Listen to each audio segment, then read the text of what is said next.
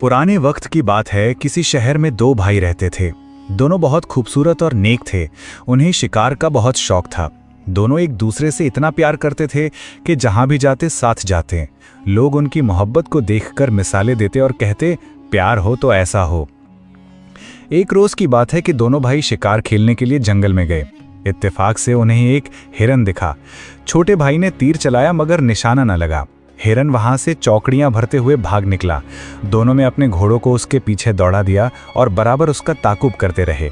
शाम के करीब जब बड़े भाई ने तीर मारा तो हिरन डगमगा कर गिर गया। दोनों फौरन घोड़ों से उतरे और हिरन को ज़िबा किया। दिन भर दौड़ने की वजह से घोड़े पसीने पसीने हो चुके थे और दोनों भाई भी थक कर चूर हो चुके थे। भूख और प्यास से बेहाल हो रहे थे।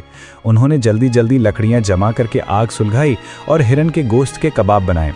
नज़दीक से पानी का एक चश्मा था। उन्होंने खुद भी पानी पिया और अपने घोड़ों को भी पिलाया।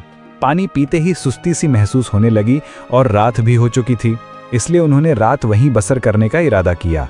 उन्होंने घोड़ों की बाग एक दरख्त से बांध दी और खुद चांदनी रात में जंगल में टहलने लगे। छोटा भाई अपनी अक्ल की वजह से मशहूर था। बड़ा भाई कहने लगा, लो भाई, आज तुम्हारी अक्ल का इम्तिहान लेते हैं। ज़रा ये तो बताओ कि इस वक्त हम अपने शहर से कितने फासले पर हैं और सिमत कौन सी है। दूसरी बात ये बताओ कि हिरन के कबाब हमने इससे पहले बेशुमार बार खाए हैं, लेकिन जो मज़ा आज आया वो पहले क्यों नहीं आया। छोटा भाई बड़े भाई की बात सुनकर हंसा और बोला, ये तो बहुत आसान सवाल हैं जो तुमने मुझसे पूछे हैं। अब इनके जवाब सुनो। हम इस वक्त अपने शहर से 100 कोस दूर हैं। ये मैंने ऐसे हिसाब लगाया कि मेरा घोड़ा सर पर दौड़े तो दिन भर में 100 कोस का सफ़र करता है। सितारों को देखकर पता चलता है कि सिमत शिमाल है। और रही हिरन के कबाब के मज़ेदार होने की बात, तो भाई दिन भर दौड़ने की वजह से हमें भूख लगी थी, इसलिए इन कबाबों ने बहुत मज़ा दिया। तुम जानो तो भूख में चने भी बादाम मालूम होते हैं। ये सुनकर बड़ा भाई बोला, वाकई तुम्हारी अक्लमंदी में कोई जवाब नहीं। छोटा भाई कहने लगा, लो मैं तुम्हें एक और ऐसी बात बताता हूँ कि कल सुबह तक गैब से कोई ऐसा सामान पैदा होगा जिससे हम पहले के सारे गम भूल जाएंगे और आइंदा ज़िंदगी बड़े ऐशो आराम से गुजारेंगे। बड़े भाई ने हैरान होकर कहा, ये बात तुम किस वजह से कह रहे हो। छोटा भाई ये सुनकर हंस दिया और बोला, बात यह है कि आज हमने 100 कोस का सफ़र बड़ी मुश्किल से तय किया। सारा दिन भूखे प्यासे रहे मगर इसके बावजूद हमारा दिल बहुत खुश है। बड़े भाई ने जवाब में कुछ नहीं कहा। दोनों भाई जंगल की सैर करते रहे और फिर आराम करने का इरादा किया। छोटे भाई ने कहा, देखो भाई, ये बहुत खतरनाक जंगल है। यहाँ शेर, चीते और ना जाने कौन कौन से मोजी जानवर रहते होंगे। अगर हम दोनों सो गए तो ना जाने क्या हो। अभी 3 पहर रात बाकी है। 1.5 पहर तुम सो जाओ, मैं पहरा देता हूँ, फिर 1.5 पहर तुम जाग लेना और मैं आराम कर लूँगा। बड़े भाई को ये तजवीज़ बहुत पसंद आई। वो सो गया और छोटा भाई उसकी रखवाली करने लगा। वो थोड़ी देर तो अपने भाई के पास बैठा रहा, फिर तीर कमान हाथ में उठाकर टहलने लगा। जब आधी रात का वक्त हुआ तो एक दरख्त पर 2 जानवरों के बोलने की आवाज़ आई। वो आपस में बातें कर रहे थे। छोटा भाई जानवरों की बोली समझता था। फौरन उनकी आवाज़ पर कान लगा दिए। एक परिंदे ने कहा, मुझ में ये तासीर है कि जो शख्स भी मेरा गोश्त खाएगा वो 2 लाल उगलेगा, एक दोपहर से पहले और एक दोपहर के बाद। फिर 1 लाल हर महीने उसके मुंह से निकलेगा। दूसरे परिंदे ने कहा, जो शख्स मेरा गोश्त खाएगा वो उसी दिन बादशाह बन जाएगा। छोटा भाई परिंदों की बात सुनकर बहुत खुश हुआ और कमान से दोनों परिंदों को मार गिराया। उसी वक्त दोनों को ज़िबा किया। रात की बची कुची लकड़ियां जमा करके आग सुलगाई और फिर दोनों परिंदों के गोश्त के कबाब बनाए। छोटा भाई इतना खुश था कि रात भर खुद ही पहरा देता रहा और बड़े भाई को पहरा देने की तकलीफ न दी। सुबह के वक्त जब बड़े भाई की आंख खुली तो छोटे भाई ने रात के बचे हुए कबाब उसके सामने रख दिए। बड़ा भाई बगैर कुछ कहे खामोशी से उन्हें खा गया और कुछ भी दरियाफ्त न किया कि ये कबाब कहाँ से आए और बारी पर तुमने मुझे जलाया क्यों नहीं। दोपहर दिन चढ़े जब छोटे भाई ने लाल उगला तो उसने समझा कि मैंने तो अपनी तरफ से बड़ी तदबीर की, लेकिन बादशाह बनना बड़े भाई की तकदीर में लिखा था। उसने लाल बड़े भाई की खिदमत में पेश किया और रात का सारा वाक़या अपने भाई को सुना दिया। मुझे पूरा यकीन है कि अल्लाह की मेहरबानी से तुम्हें जल्द से जल्द किसी न किसी जगह की बादशाहत नसीब होगी। मेरी तरफ से ये लाल तुम्हारी नज़र है, इसे कबूल करो। बड़ा भाई छोटे भाई की शहादत से बहुत मुतासिर हुआ और कहने लगा, सामने कोई आबादी मालूम होती है, मैं वहाँ जाता हूँ और इस लाल को किसी के हाथों फ़रोख्त करके वापस आता हूँ। इतनी देर तुम घोड़ों का ख्याल रखना। ये लाल अगर हम अपने शहर ले जाकर बेचें तो लोग न जाने क्या ख्याल करें। हमें चोर समझें या जाकर हाकिम को खबर कर दें, फिर तो बड़ी मुश्किल हो जाएगी। ये कहकर बड़ा भाई बस्ती की तरफ चल दिया। जब वो बस्ती के करीब पहुंचा तो वहां खिलकत का बड़ा हुजूम देखा। उस सल्तनत का ये रिवाज था कि जब भी कोई बादशाह फौत हो जाता तो कफन दफन के बाद शहर के लोग सुबह सवेरे शहर के दरवाजे पर पहुंच जाते और जो कोई भी पहला मुसाफिर दरवाजे में दाखिल होता उसे अपना बादशाह बना लेते। इत्तेफाक की बात कि उस दिन बादशाह फौत हो चुका था और लोग रस्म व रिवाज के मुताबिक दरवाजे पर आए हुए थे और इंतज़ार में थे कि दरवाजे पर कौन पहले आता है। बड़ा भाई जैसे ही वहां पहुंचा तो सबने झुककर सलाम किया, शाही तख्त पर बिठाया और उसकी खिदमत में नजराने पेश किए। फिर खुशी के शादियाने बजाते जुलूस की शक्ल में उसे शाही महल ले गए। पहले रोज़ के हंगामे में बड़े भाई को अपने छोटे भाई का ख्याल बिल्कुल न रहा। दूसरे रोज़ जब वो तख्त पर बैठा तो उसे अपने छोटे भाई की कही हुई बातें याद आई। उसी वक्त एक सिपाही को उसी जगह का पता बताया और ये बताया कि इस शक्लो सूरत का एक नौजवान और 2 घोड़े वहां पर मिलेंगे, उसे फौरन लाकर मेरे सामने हाजिर करो। सिपाही भागम भाग गया और सारा जंगल छान मारा, लेकिन ना वो नौजवान मिला ना वो घोड़े। जैसे गया था वैसे ही खाली हाथ वापस आ गया। छोटे भाई की कोई खबर ना पाकर बड़ा भाई बहुत रंजीदा हुआ और दिल ही दिल में सोचने लगा कि अब मैं क्या करूं, उसे कहाँ ढूंढूं। नाचार भाई की जुदाई का दाग अपने दिल में लिए सल्तनत का कारोबार संभाला। भाई तो नहीं मिला, लेकिन भाई की निशानी वो लाल उसके पास था।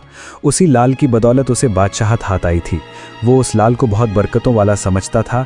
वो हर रोज़ उसे दरबार में अपने साथ लाता और अपने वज़ीर मशीखों को दिखाता। अमीर वज़ीर भी अपने बादशाह का दिल रखने के लिए एक दूसरे से बढ़कर उस लाल की तारीफ करते। अब ज़रा छोटे भाई का हाल सुनिए। उसके साथ वो माजरा पेश आया जो बड़े भाई के जहन और गुमान में भी नहीं आ सकता था। वो बेचारा अपने बड़े भाई के इंतज़ार में बैठा था कि अचानक ना जाने कहाँ से एक बड़ा खौफनाक जानवर आया और उसे अपने पंजों में लेकर उड़ गया। उस खौफनाक जानवर को देखकर घोड़े डर गए और अपनी बागें तड़क मारा जंगल में दौड़ गए। खुदा की शान के बड़ा भाई एक सल्तनत का बादशाह बना और छोटा भाई एक जानवर के पंजों में फंस गया। वो जानवर जब छोटे भाई को लेकर उड़ा तो ना जाने कितनी दूर तक उड़ता रहा।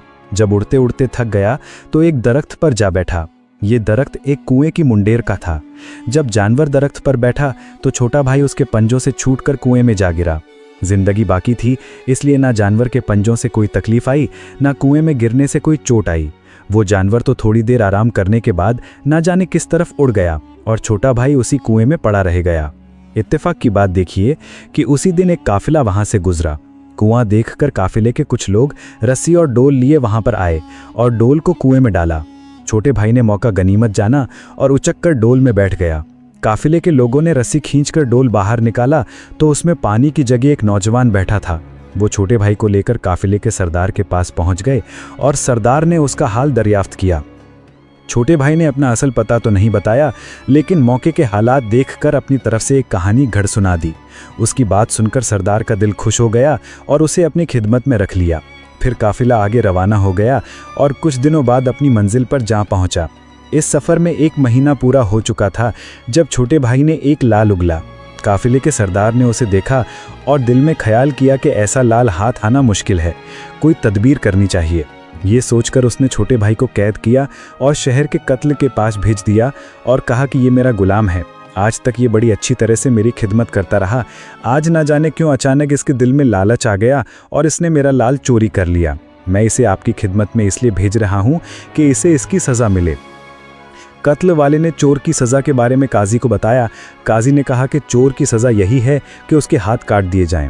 काफिले का सरदार खुश था कि अब नौजवान का हाथ काट दिया जाएगा और लाल मेरे हाथ में आ जाएगा। मगर उस शहर का दस्तूर था कि किसी भी मुजरिम को सज़ा देने से पहले मामला बादशाह की बेटी के पास जाता था।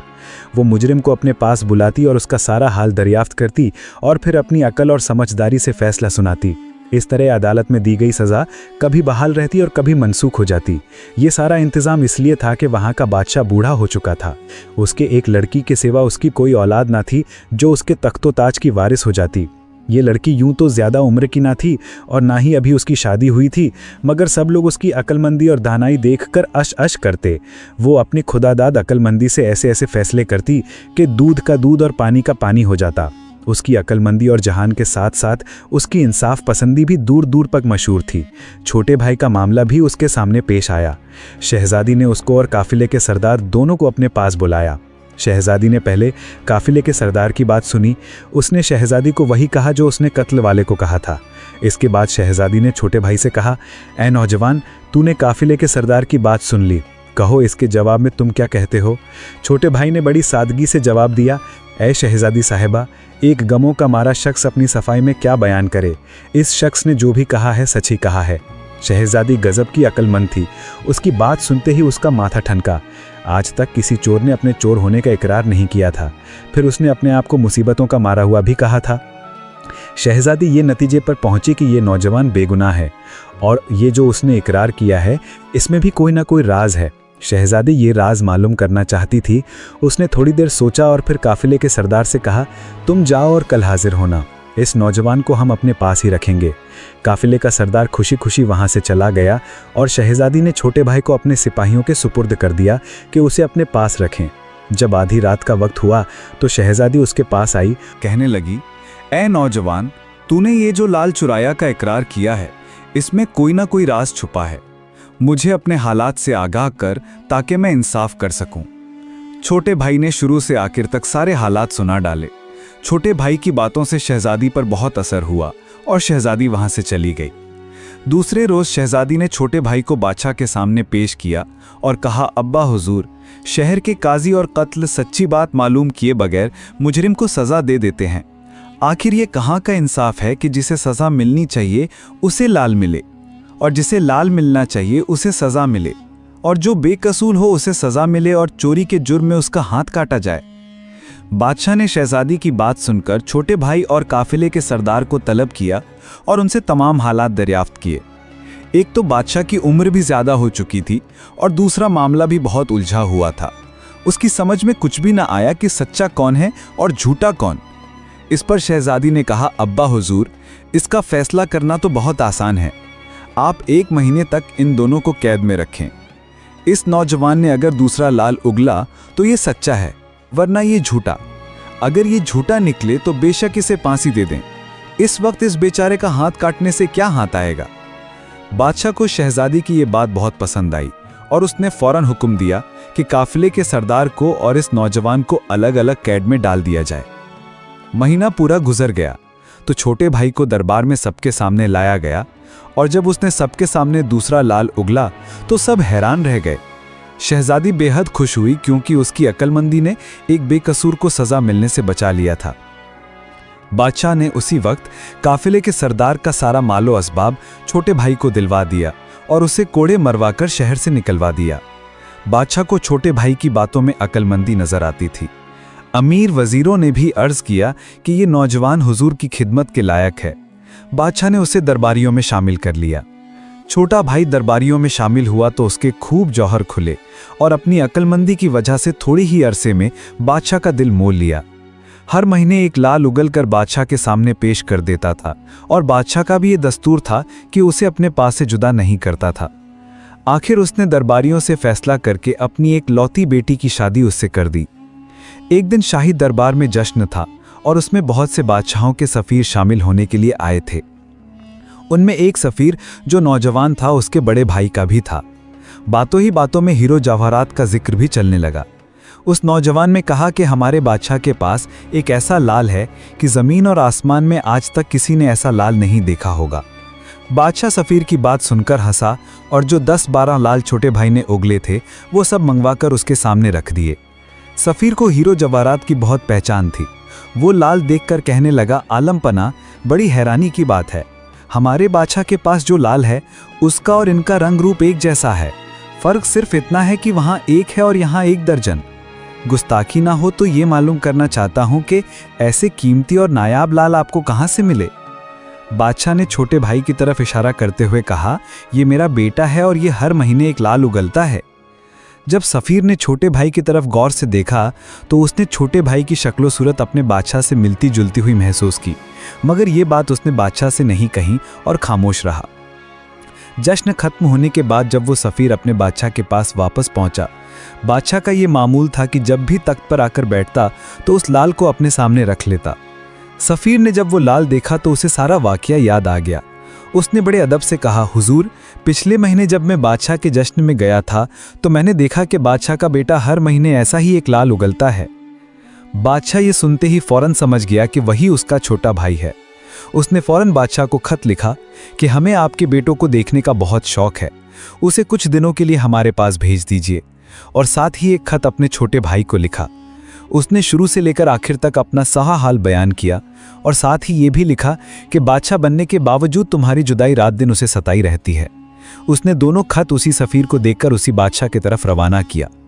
सफ़ीर जल्दी ही सफ़र करता हुआ बादशाह के पास पहुंच गया। बादशाह का खत उसने बादशाह को पेश किया और छोटे भाई का खत उसे पहुंचा दिया। बड़े भाई का खत देखते ही छोटे भाई की मोहब्बत ने जोश मारा और उसी दिन बादशाह से इजाज़त मांगी। सफ़ीर से शहर का रास्ता और नक्शा दरियाफ्त किया और शहजादी को लेकर एक जहाज़ में सवार हो गया जो उसके बड़े भाई के शहर की तरफ जा रहा था। उसे बड़े भाई से मिलने का ऐसा शौक था कि पल भर के लिए भी उसे चैन नहीं आता था। लेकिन उसकी तकदीर में कुछ और ही लिखा था। अभी वो शहर से 10-12 कोस दूर ही थे कि समंदर में जोर का तूफान आ गया और वो जहाज तूफान में तबाह हो गया। किसी को किसी की खबर न मिली कि कौन जिंदा रहा और कौन डूबकर मर गया। छोटे भाई के इस्तकबाल के लिए महल में तैयारियां हो रही थीं कि अचानक उसके जहाज के डूब जाने की खबर मिली। उसने फौरन 1000 तेज रफ्तार सवार दौड़ाए कि जो डूबते उछलते का पता पाए उसे फौरन दरबार में ले आए। सवारों ने भागदौड़ शुरू कर दी और काफ़ी भागदौड़ के बाद सिर्फ शहजादी ही उनके हाथ आई। उन्हें नौजवान की कोई खबर ना मिली। वो शहजादी को लेकर दरबार में आए और अर्ज़ किया कि नौजवान का कुछ पता ना चल सका, वो शायद डूब गया है। उधर छोटे भाई का हाल सुनिए। उसकी ज़िंदगी बाकी थी और वो डूबने से बच गया था। एक तख्ते के सहारे बहता हुआ भूख प्यास से कई दिनों बाद किनारे पर जा पहुंचा। पूछता पूछता उस शहर तक पहुंच गया जहां बड़ा भाई हुकूमत करता था। उसने शहर के दरवाजे पर अपना नाम और पता बताया और फिर दरख्वास्त की कि बादशाह को इत्तला कर दें। सिपाहियों ने बादशाह को इत्तला कर दी कि इस नाम और इस पते का एक नौजवान शहर के दरवाजे पर आया है। बादशाह ने उसी वक्त हुक्म दिया कि उस नौजवान को दरबार में ले आएं। सिपाहियों ने देर किए बगैर उस नौजवान को दरबार में पहुंचा दिया। लंबे अरसे की जुदाई और फकीरों जैसी हालत देखकर बड़ा भाई छोटे भाई को पहचान न सका। भूख प्यास ने उसका हाल कुछ से कुछ कर दिया था और ऐशो आराम की वजह से बड़े भाई का भी हाल कुछ से कुछ हो चुका था। जब उसने देखा तो शहजादी को बुलाया कि देखो और पहचानो, क्या यही शख्स तुम्हारा शौहर है? शहजादी ने पर्दे के एक तरफ खड़ा होकर उस खस्ता हाल नौजवान को देखा जो खुद को बादशाह का छोटा भाई कह रहा था। छोटा भाई समझ गया कि ये दोनों अभी तक मुझे पहचान नहीं सके। छोटे भाई ने कहा, आज मेरा लाल उगलने का दिन है, बस एक पहर बाकी है। जब मैं लाल उगल लूंगा तो आप खुद ब खुद जान जाएंगे और आपके दिल में किसी किस्म का कोई शक नहीं रहेगा। ये सुनकर बादशाह को कुछ यकीन आया। सोचा कि ये नौजवान ठीक कहता है, अगर झूठा होता तो कभी ऐसी बात न करता। बादशाह अभी कुछ कह भी ना पाया था कि पर्दे के पीछे से आवाज आई, ए नौजवान, कि तुम्हारी अकल और जहान मशहूर है। मैं एक पहेली कहती हूं, अगर तुमने बूझ ली तो मेरे दिल में तुम्हारे लिए कोई शक नहीं रहेगा। जरा ये तो बताओ कि वो कौन सी चीज़ है जिसे हिंदू, मुसलमान, सिख, ईसाई, गर्ज, दुनिया के हर मजहब, हर मुल्क और कौम का शख्स उसे खाता है, मगर अगर उसका सर काट दिया जाए तो कोई ना खाए और अगर कोई खाए तो उसी वक्त मर जाए। नौजवान ने जवाब दिया, शहजादी साहिबा, वो चीज़ कसम है। शहजादी ये सुनकर पर्दा हटाकर नौजवान के सामने आ गई। ये देखकर बादशाह ने कहा, हम तो कुछ भी नहीं समझे, तुम क्या समझकर इसके सामने आ गई? छोटे भाई ने कहा, हुजूर, दुनिया के हर मजहब का शख्स कसम खाता है, उसका सर का है। अगर सर काट दिया जाए तो सम रह जाता है। सम जहर को कहते हैं, उसे कोई नहीं खाता। अगर कोई खाता है तो उसी वक्त मर जाता है। बादशाह ये सुनकर बहुत खुश हुआ, अपने तख्त से उतरा और नौजवान से बगलगिर हुआ। इतनी देर में पहर की एक मुद्दत भी पूरी हो चुकी थी। नौजवान ने लाल उगला और बादशाह की खिदमत में पेश कर दिया। अब तो बादशाह और शहजादे के दिल में रहा ख्वाहिश शक भी जाता रहा। महल में खुशी के शहनादे बजने लगे और सदियों के बिछड़े हुए भाई एक दूसरे से मिल गए। छोटे भाई के मिल जाने की खुशी में बड़े भाई ने फकीरों और मोहताज के लिए अपने खजानों के मुंह खोल दिए और बहुत कुछ सदकाए खैरात की सूरत में यतीमों, मस्कीन और बेवाओं को दिया। उसकी सखावत और दरिया दिली को देखकर लोग हातिम की सखावत को भूल गए। छोटा भाई 1 महीने तक अपने बड़े भाई के पास रहा और उस अरसे में बड़े भाई ने अपने छोटे भाई की खूब खिदमत की। उसके बाद छोटा भाई शहजादी को लेकर उसके बाप के शहर में पहुंचा, जहां उसका बाप अपने बेटी से मिलने के लिए एक दिन गिन रहा था। उसके वहां पहुंचते ही कुछ दिन बाद बादशाह का इंतकाल हो गया और दरबारियों ने उसे अपना बादशाह बना लिया। लाल उगलने की वजह से लोग उसे लाल बादशाह कहते थे। वो ऐसा करता था कि एक महीने जो लाल उगलता था उसे अपने खजाने में रखवा देता था और दूसरे महीने जो लाल उगलता था उसे अपने भाई के पास भिजवा देता था। कहते हैं कि लाल बादशाह ने 50 साल हुक्म